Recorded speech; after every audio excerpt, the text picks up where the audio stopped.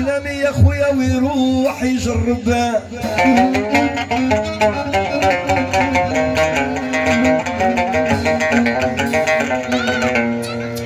هنوصيك وإلى عندك المال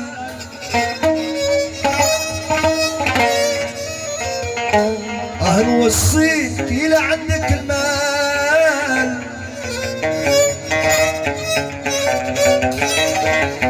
لا تقول شخوي عندي الأصحاب مو المال قاع الناس راهم أصحابه